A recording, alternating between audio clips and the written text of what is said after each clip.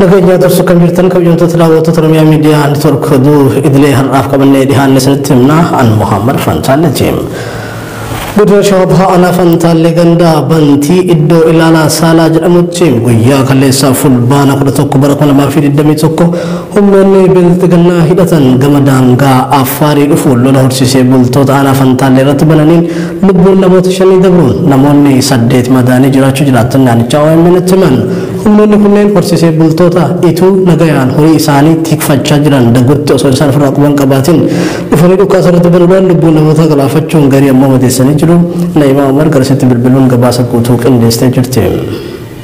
Godina Shawaa Bahaa Aanaa Fantaalee Gandabantii iddoo ilaala saalaa jaamutti guyyaa kaleessaa fulbaana 11 bara 2021 humnoonni bilchiginnaa hidhatan gama daangaa Affaariin dhufuun lola horsiisee bultoota Oromoo ituu Aanaa Fantaalee irratti bananiin lubbuun namoota 5 battalumatti akka dabartee fi namoonni 8 madaayanii jiraachuu jiraattonni aanichaa OMN itti himani. Lolli kun guyyaa kaleessaa sa'aatii 7 eegaluun hanga galgala sa'aatii 12tti itti fufee jiraattonni himanii jiru. Humnoonni kunneen gama bahaanichaatiin horsiisee bultoota Oromoo ituu nagaan horii isaanii tiifachaa jiran osoo isaan ofirraa quba hin qabaatiin dhufanii dhukaasa irratti banuudhaan lubbuu namoota galaafachuun garii ammoo madeessanii jiru. Haa ta'u malee uummanni Oromoo ituu lola kana ofirraa qolachuun gama hidhattoota bilchiginnaa daangaa Affaariin dhufan kanarraa lubbuun namoota akka dabree fi kanneen meeshaan irraa hiikames jiraachuu hima. Jiraataan naannichaa Oromiyaa Miidiyaa Neetwoork dubbise. Itti dabaluun humnoonni kunneen kaleessa galgala erga lolli dhaabbatee booda humna biraa dabalachuun lola guyyaa itti aanuuf qophaayaa kan jiranii fi magaalaa Awaash keessatti namoota nagaa gajaraa fi ablee qabatanii doorsisaa akka jiran Oromiyaa Miidiyaa Neetwoork odeeffatee jira. Godina Shawaa Bahaa Aanaa Fantaalee Gandabantii iddoo ilaala saalaa jaamutti lolli humna mootummaa Affaariin ummata keenya kan osoo loon isfiitifataa yerootti lola baniin isaanis fira dorkuudhaan walloni namoota 5 yoo wareegaman lubbuudhaan namoonni 8 immoo madoo ta'anii namoonni guyyaa kaleessaa wareegaman tarreen maqaa isaanii Hamdaa Addoolaa Waaqoo, Wadaay Abdii Guutoo, Muhammad Said Abdii, Hussein Waariyoo Asabootii fi Ali Muhammad Saawooti. Sirni awwaalcha namoota kanneenii guyyaa har'aa raawwatamee jiraachuu fi namoonni madaayan kanneen miidhaan cimaan irra ga'e hospitaala Adaamaatti yaalamaa akka jiran kanneen hafan achuma Aanaa Fantaalletti yaalamaa jiraachuu himuun haalli keessa jiran akkaan yaaddeessaa ta'uu himee jira. Jiraataan Aanaa Fantaalee. Aanaa Fantaalee Awaajara jirra. Uummanni diinaa immoo uummata isaanii akka mootummaa ta'aniiti mootummaa isaanii hunda tahee uummata isaanii warar maqaa sadii fi hundarraa jechuudha nama isaanii waan jiru ol fe'aa jiran nuti jechuudha. Uummanni Oromoodha kan biyya keessa fi biyya alaa jiraatanis akka uummata kanaaf dirmatan. Yeroo ammaa humnoonni ergama diinummaa qaban akkuma galgala edaa qophaayaa turan humna dabalataa makiinaadhaan gara aanichaatti fe'achaa jiru. Humnoonni kunneen akkuma kanaan duraa meeshaalee waraanaa gurguddaa mootummaan dabaalameen horsiisee bultoota aanichaa irratti duulaa jiru. Kanaaf uummanni Oromoo biyya keessaa fi alaa uummata Oromoo ituu fi karrayyuu humnoota kanneeniin yeroo garagaraatti miidhamaa jiran kanaaf dirmachuu qaban jechuun dhaamsa jiraattota aanichaati. Kabarmee walloo aanota garaagaraa keessatti dhaafii dorsimnoota kan hawaasa nagaa irratti raawwatamu cimeetti fufuu maddeen keenya gara OMN bilbilaan dubbisee fahamsan. Kana malees godinicha keessatti duulli namoota nagaa butanii dhabamsiisuus cimeetti fuun hawaasa komachiisee fulbaana 10 bara 2021 aanaa Hartummaa Fursee magaalaa Cirrattii keessatti waraanni mootummaa maatii tokko keessa abbaa fi ilma mana jireenya isaanii keessa butuun achi buutee isaanii dhabamsiisuun himamaa jira. Namni dhabamsiifame kun maqaan isaa Waayyulee jedhamuun kan beekamu yoo ta'u waggoota 9 darban abbaa dhiiraa kan abbaa gaar walloo ta'uun hojii araara buusuu hojjechaa kan ture ta'uudha keessa beektonni kan himan. Abbaa fi ilmi waraana mootummaatiin butaman kunneen hawaasa biratti namoota fudhatama qaban yeroo ta'an maqaa shanee wajjin hidhata qabdu jedhuutiin qawwee seeraan galmeeffatanii qabatan lama wajjin butamu fudhataman jedha maddi keenya biroo odeessa kana nuuf laate. Haaluma kanatti nama maqaan isaa Yaasiin Sa'iduu jedhamu maqaa shanee jedhamutti moggaasuun gara hidhaa geessan.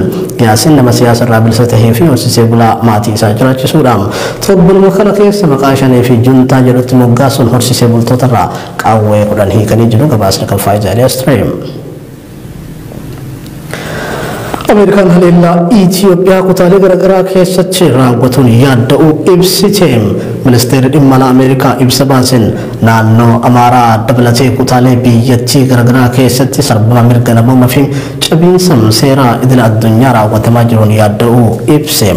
Sarbamni mirga namoomaa Itoophiyaa keessatti raawwatamu qaama walabaa fi amanamaa ta'een qorannoon geggeeffamuu barbaachisa kan jette Ameerikaan.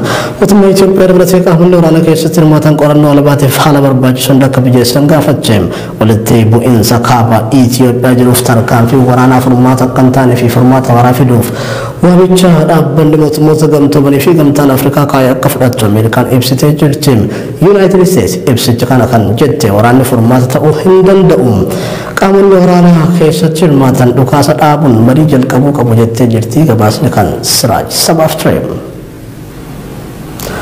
Gamtaan Awurooppaa Tigraay keessatti gargaarsa namoomaa ariifachiisaa ta'een geejjiba qilleensarraan dhiyeessuu eegaleem.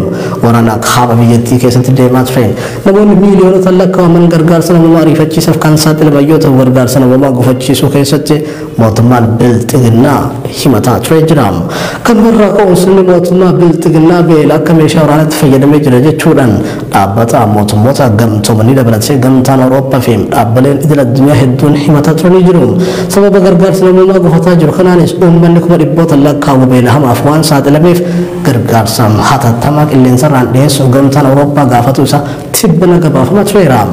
Dhaabbata mootummoota gamtoomanitti fandii dhiyoo ariifachiisaa daa'immanii UNICEF ammoo gargaarsa jalqabaa qilleensarraan Tigraay dhaqqabsiisuun gabaasee jira.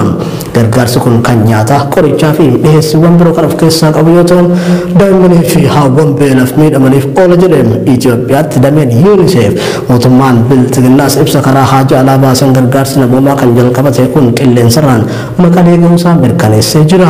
Tigraay keessatti sababa beelatiin daa'imman 40 caalan beela hamaaf saaxilamanii qarqara du'arra jiru jechuun dhaabbilee idil addunyaa hedduun watwaataa ta'uun isaanii kan yaadatamudha. Humnoonni Tigraay haleellaa haaraa waraana mootummaa bilxiginnaa irratti taasisaniin magaalaa Soqotaa deebisanii qabachuu ibsan. Lola kaaba biyyattiitti babal'atee itti fufee jiruun magaalaa guddittii godina Waag Himaara Soqotaa dabalatee magaalota biroo hedduu deebisee to'achuusaa koomaandi poostiin waraana Tigraay ibsa baase kanaan beeksisee jira. Guutuu gabaasa kana Siraaj sabarraa dhageenya. Humnoonni Tigraay haleellaa haaraa waraana mootummaa bilxiginnaa irratti taasisaniin magaalaa Soqotaa deebisanii qabachuu isaanii ibsanii jiru. Lola kaaba Itoophiyaatti babal'atee itti fufee jiruun magaalaa guddittii godina Waag Miiraa Soqotaa dabalatee magaalota biroo hedduu deebisee to'achuu isaa koomaandi poostiin waraana Tigraay ibsa baaseen beeksisee jira. Ibsi koomaandi poostii waraana Tigraay kun waraanni mootummaa bilxiginnaa kallattii lixaa irraan gara kaaba Wallootti bobba'e magaalota Marsaa fi Waldiyaa to'achuuf karoora qabatee ture jedhe. Haa ta'u malee humni ittisa Tigraay karoora mootummaa bilxiginnaa kana itti dhiyeenyaan hordofaa waan tureef haleellaa cimaa irratti raawwatee loltoota bilxiginnaa hedduu barbadeessuu fi garii ammoo faffaca'uu isaanii injifannoo waggaa haaraa jechuun TV Tigraay irratti labsee jira. Itti fufuudhaanis karoora diinaa kana guutumatti fashalsuun kisaaraa namaa fi qabeenyaa guddaa dhaqqabsiisnee jirra jedhee ibsi injifannoo Tigraay kun haleellaan qindaa'aa ta'e kallattii kibbaa fi kaaba Gondar irratti itti fufee jiraachuus ibsa godhee jira. Lola fulbaana 8 hanga 10 bara 2021 yookaan qaammee 3 hanga 5 bara 2013 taasifame kanaanis loltoota mootummaa bilxiginnaa 5,700 caalan hojiin ala taasisee jira jedhee ibse kun dabalataanis meeshaa waraanaa gurguddaa fi xixiqqaa akkasumas konkolaattonni waraanaa hedduun booji'amuu fi barbadeeffamus beeksisee jira. Kana malees humni addaa Amaaraa Birgeedii 4 jechuun Teediroos Minilik Maqdaalaa fi Gaafat jedhaman godina Gondar kibbaa fi Waag Miiraa keessatti haleellamuun barbadeeffamuu isaanii beeksisee jira. Bifuma wal fakkaatuun guyyoota muraasa dura lola guyyoota 10f walitti aansee geggeeffameen loltoota mootummaa bilxiginnaa fi humnoota Amaaraa 40,000 caalan barbadeessuu isaa koomaandi poostii waraana Tigraay ibsuun isaan yaadatama. Gama sirna bilxiginnaatiinis loltoota mootummaa TPLF hedduu isaanii barbadeessuu isaaniin Lieutenant General Baacaa Dabalee ibsuun isaas ni yaadatama.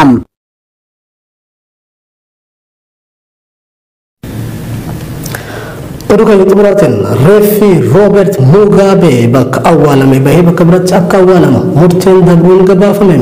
Pirezidaantiin Zimbabwe duraanii Robert Mugabe bara 2019 ganna 95tti boqote. Reeffi isaas ooyiruu maatii isaa keessatti naannoo maqeetti awwaalame. Awwaalchi isaa hordofuun adeemsichi sirna aadaa keenya cabseera jechuun jaarsoleen biyya komatanii mana murtiitti himatanii turan. Himata kana hordofuun Mugabeen bakka gootonni itti awwaalaman National Akre jedhamutti lammaffaa awwaalamuuf jedha gabaasni Reuters baaseen reeffa kana baasanii bakka biraatti akka awwaalamu murteessuuf wal dhibdee guddaan tureera. Maatiin gama isaaniitiin reeffi pirezidaant Mugabe akka baafamee iddoo biraatti awwaalamu hin fedhan ture. Gabaasni Reuters aangoo reeffa Mugabe bakka awwaalame baasuun bakka gootonni awwaalaman National Akre keessatti awwaalu warra seeraan eeyyamameef kenneera jedhan murtiin darbe. Maatiin Robert Mugabe murtoo kana jabeessanii gormaris wanni murtichaa garuu hin fudhanne. Maatiin ol iyyannoo kana murtii olaanaatti fudhatu jedhamee eegama. Robert Mugabe yeroo biyyattiin birmadummaa ishee argatte bara 1980 jalqabee hanga bara 2017 aangorraa kaafametti bulchaa ture. Maatiin isaa immoo erga aangorraa kaafamee mufatee waan tureef bakka awwaalcha gosotaa biyyaalessaa National Akreetti awwaalamuu hin barbaadu ture jedhu maddi kan Reuters fi BBC ture.